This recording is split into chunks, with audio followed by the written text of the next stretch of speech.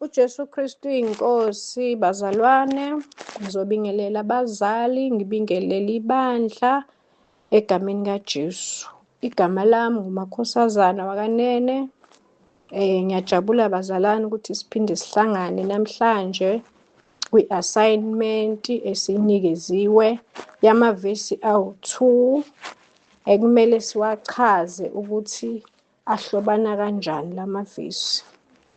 Ivesi lokuqala uRevelation 3:21 lifundeka kanje: onqobayo ngiyakumnika ukuba ahlale nami esihlalweni sobukhosi, njengalokho nami nganqoba ngahlala noBaba esihlalweni sakhe sobukhosi. Elesibili ivesi alishongo ukuthi litholakalaphi, kodwa lifundeka kanje: ungamthanda kanjani uNkulunkulu usahlulwa ukuthanda umakhelwane wakho. Ngithe uma ngabe ngilihlola ngalithola ukuthi litholakala ku-1 John 4:20. Uma umuntu esho ukuthi ngiyamthanda uNkulunkulu kepha ezonda umzalwane wakhe ungumqambimanga, ngokuba ongathandi umzalwane wakhe ambonileyo angemthandi uNkulunkulu angambonanga. Umbuzo uthi ahlobana kanjani-ke lamavesi oyi-2? Mina ngithe uma ngibheka ngabona ukuthi lamavesi omabili akhuluma ngothando. Siqale nje kuRevelation 3:21, simbona uJesu ethanda umuntu, adele isitalo sakhe sobukhosi, eze emhlabeni, amhluphekele, amfele umuntu, akunqobe ukufa, bese ebuyela ezulwini eyobusa kanye noBaba. Amavesi engizosaphotha ngawo sithola uJohn 3:16, ufundeka kanje: ngokuba uNkulunkulu walithanda izwe kangaka waze wanikela ngendodana yakhe ezelwe yodwa, ukuba yilowo nalowo okholwa yiyo angabhubhi, kepha abe nokuphila okuphakade. Bese sithola ukuthi uNkulunkulu wasithanda kuqala ngoba ehla nje ezosifela. Nathi-ke kumele sikwazi ukuthi sithande abanye abantu. Sithola ku-1 John 4:19 futhi thina siyathanda ngokuba yena wasithanda kuqala. Andluleke uJesu ekuhluphekeni, afe, anqobe ukufa, bese eyohlala esihlalweni sobukhosi. Siphinde sithole u-2 Timothy 2:12 ukuthi uma sikhuthazela siyakubusa kanye naye, futhi uma simphika naye uyakusiphika. Kusho ukuthi uma ngabe sibekezele ubunzima esihlangana nabo endleleni, siyokwazi ukuthi sibuse naye uJesu. Siphinde sithole elinye ivesi eliku-Romans 8:17 ukuthi uma ngabe sishere ama-sufferings noChrist, nathi siyoshera kanye naye iglory. Lifundeka kanje, lithi since we are his children, we will possess the blessings he keeps for his people, and he will also possess with Christ what God has cared for him. For if we share Christ's suffering, we will also share his glory. Bese sithola-ke incwadi yesibili oku-1 John 4:20, naye ikhuluma ngothando, ukuthi awukwazi ukuyothanda uNkulunkulu ungamboni, usahlula ukuthanda umzalwane wakho. Amavesi esizosaphotha ngawo sithola u-1 John 4:12 ifundeka kanje: uNkulunkulu akazange abonwe muntu. Uma sithandana, uNkulunkulu uhlala kithi, nothandelo lakhe luphelele kithi.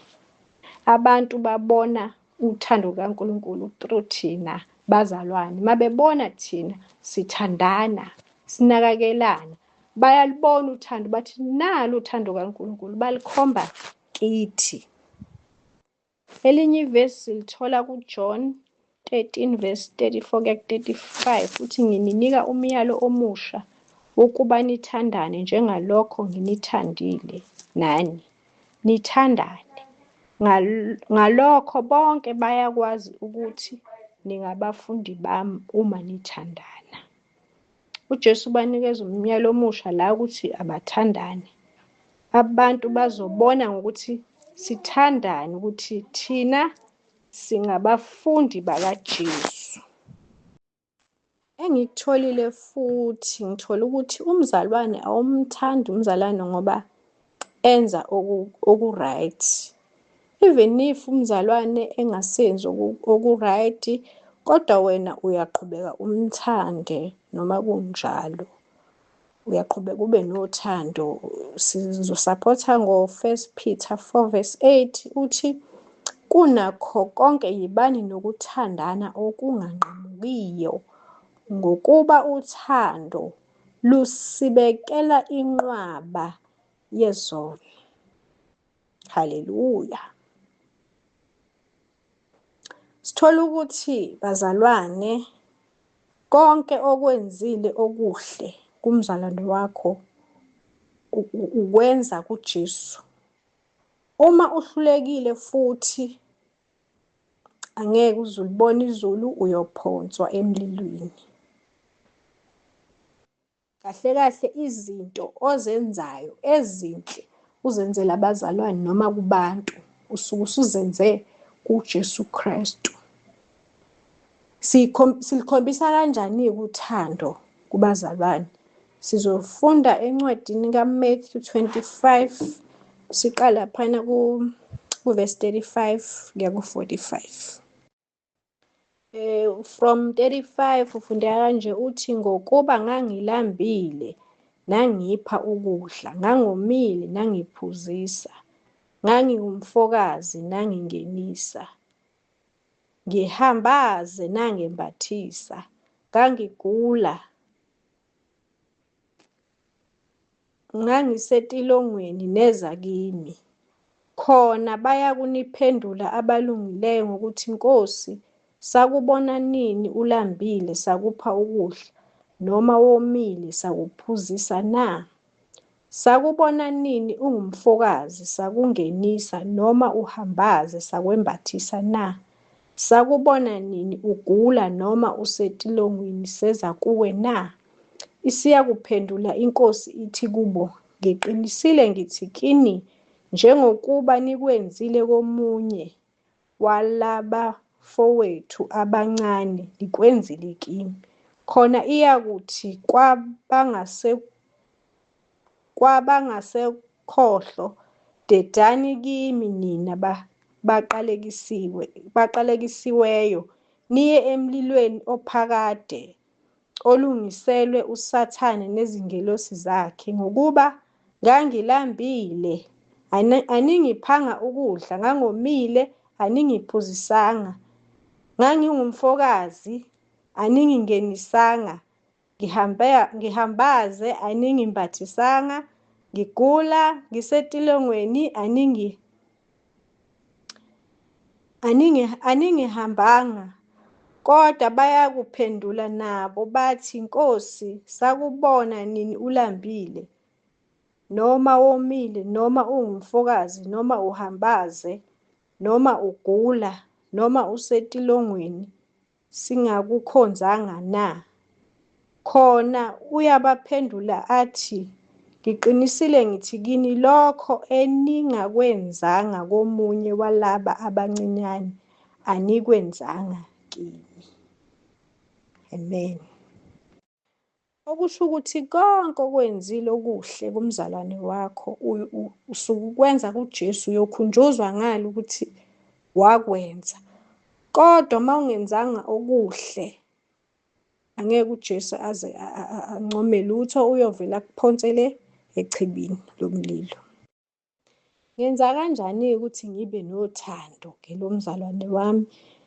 Siyafunda laphana kuRomans 5:5 uthi, ithemba alisijabhisi, ngokuba uthando lukaNkulunkulu lutheliwe ezinhliziyweni zethu ngoMoya oNgcwele oyisipho esivela kuNkulunkulu. Kusho ukuthi ngalesi sikhathi nje simukela uJesu, siyagcwaliswa ngoMoya oNgcwele, then-ke through Holy Spirit-ke siyakwazi ukuthi sithole uthando, sikwazi ukuthi sibe nothando, silidlulisele kwabanye abazalwane, si-receive through Holy Spirit uthando. Haleluya. Okwazi-ke ukuthi uzonde umuntu oyohlala naye esihlalweni sobukhosi noma uyohlala naye ezulwini. Lapha ku-2 Timothy 2:12 siyathola ukuthi masibekezela siqhubeke ngasemzimeni siyobusa kanye naye uJesu Kristu. So masisela emhlabeni kumele sithandane singabazalwane.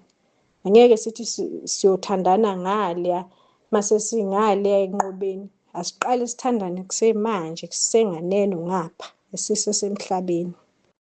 Into nje engifike ngayifunda ekhaya labafundi, ngifike ngafunda uthando ukuthi kumele sithandane singabazalwane. Kumele uyikhohlwe wena, ubeke omunye umzalwane phambili. Ungenzi into uyicabangele wena. Siyathola lapha encwadini kaPhilippians 2:3-4 uthi uzikhohlwe wena, ubeke umzalwane, ungenzi into ngokuyicabangela wena noma ufuna udumo, kepha cabangela abanye abazalwane kuqala. I-selfishness ayifuneki. Umzalwane akumele abe selfish. Kumele ucabangele abanye abantu njalo, ucabangele abanye abantu kuqala before uyicabangele wena. Ahlobana kanjani-ke lamavisi? Sithola ukuthi ayahlobana ngokuthi uJesu wasithanda, wehla wasifela, wanqoba ukufa, wayobusa kanye noBaba. Nathi kanjalo kumele sithandane singabazalwane sisesemhlabeni, sinqobe siyohlala noJesu esihlalweni sakhe sobukhosi. Ngoba ngeke size sinqobe uma singathandani sisela emhlabeni. Imagine nje usuhleli-ke esihlalweni sobukhosi nesitha sakho kade ningezwani la emhlabeni. Into impossible engeke iziyenzeke. Uma sihlulekile ukuthandana bazalwane, angeke size sinqobe. Uma siyizitha singabazalwane, angeke size sinqobe. Haleluya. Umbuzo wesibili uthi, kumbulekeni-ke? Kimi kumbuleke ukuthi vele ngathatha i-picture ngabuka impilo kaJesu ezalwa, eqala ukusebenza, efundisa, eshumayela, ephilisa abagulayo, ehlushwa, efa ngenxa yothando lomuntu, wakunqoba ukufa kodwa wayohlala esihlalweni sikaNkulunkulu. Ngibuke leyo mpilo ngathi nayo impilo umzalwane kumele ayiphile ukuze anqobe. Siyathola ukuthi uJesu akazange aye esikoleni. Siyakuthola lapha kuJohn 7:15 nakho abaJuda bemangala ukuthi lona uyazi kanjani imibhalo engafundanga na? Siyathola ukuthi uJesu akazange aye esikoleni. Nayo impilo kumele siyiphile, kumele silandele impilo kaJesu, impilo ayiphila esesemhlabeni, sibukele kuye kube yiyo impilo esiyiphilayo singabazalwane ukuze siyonqoba ekugcineni. Siyamthola futhi uJesu nakho eseyihlupha, efuna ulwazi, efuna ukwazi ngombuso kaNkulunkulu. Wayena-12 years lapho uJesu, kuthola kuLuke 2:42. Waqala wenza umsebenzi kaNkulunkulu wayena-30 years. Siyakuthola kuLuke 3:23. Impilo ekumele siyiphile emhlabeni uma usumukela uJesu. Akukho lapho kuthiwa uJesu khona uye esikoleni, uye evasithi, useyaqala uyosebenza. Impilo ekumele siyibukele ephilwe uJesu. uJesu wadlula kuma-persecution, wafa wanqoba ukufa. Lapha siyakuthola kuRevelation 1:18. Siyathola ukuthi wanqoba uJesu. Njengamanje uJesu uhleli ngakusokunene sakaNkulunkulu. Kimi ngikhumbule ukuthi uJesu kumele ngibukele empilweni yakhe ngiyiphile, ngithanda abazalwane noma bengangithandi, kodwa mina ngikukhulekela ukuthi Inkosi ngicela ungisize ngibathande bengangithandi, ngidlule enhluphekweni uJesu andlule kuzo. uJesu akabe isibonelo sempilo ekumele ngiyiphile yokuthanda abantu. Wadlula enhluphekweni uJesu, wasifela kwaze kwaba sekugcineni, wakunqoba ukufa. Impilo ekumele siyiphile singabazalwane yinto embulekile kimi leyo ukuthi kumele ngilandele uJesu. Leyo assignment yami namhlanje iphelele la umbuzo wami wokuqala. Amen.